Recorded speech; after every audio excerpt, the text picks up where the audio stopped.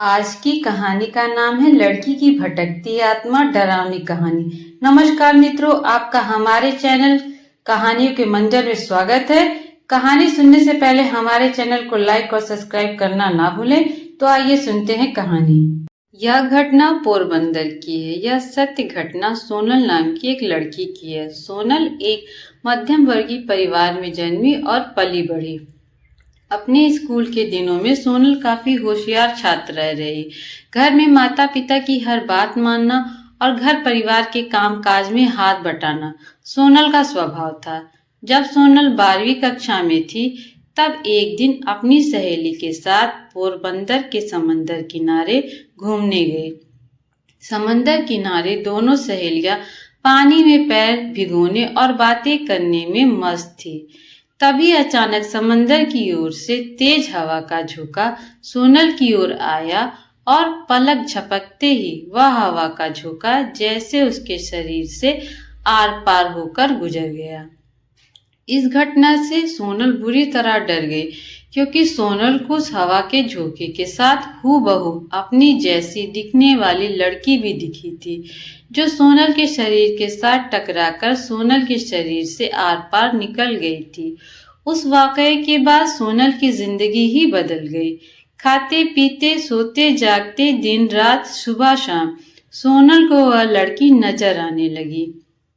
अपने जैसी दिखने वाली लड़की को देखकर सोनल खूब घबरा जाती, रोने लगती और कई बार डर के मारे बीमार भी पड़ जाती।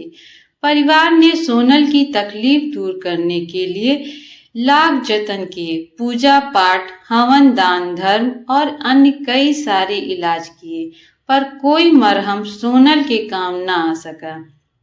हद तो तब हो गई जब सोनल अपने कॉलेज की पढ़ाई कर रही थी। शहर के कॉलेज के प्रोफेसर ऐसे कमेंट पास करने लगे कि यह तो उसकी हूबहू कॉपी है, और सोनल को देखकर ऐसे अचंभित होने लगते कि जैसे पुराना पाप सामने आने पर कोई पापी अचंभित हो जाता है। ऐसा कहा जाता है कि आज से 35-40 साल पहले उसी कॉलेज में एक लड़की पढ़ती थी और वह अचानक गायब हो गई थी।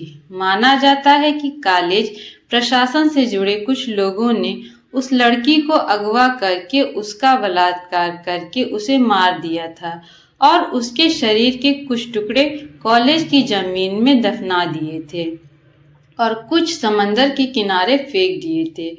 उसी लड़की की आत्मा सोनल को दिखती रहती है और अपने लिए इंसाफ चाहती है।